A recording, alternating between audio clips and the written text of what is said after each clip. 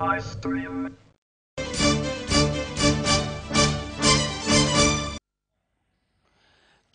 அருகே நடைபெற்ற சாலை விபத்தில் ராஜ் டிவியின் திருவள்ளூர் மாவட்ட நிருபர் சார்லஸ் உயிரிழந்தார்.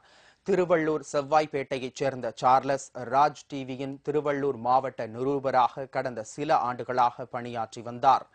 இந்நிலையில் நேற்று அவர் தனது காரில் பூந்தமல்லியில் உள்ள உறவினர் வீட்டிற்கு சென்றுவிட்டு தனது சொந்த ஊருக்கு திரும்பிக் கொண்டிருந்தார்.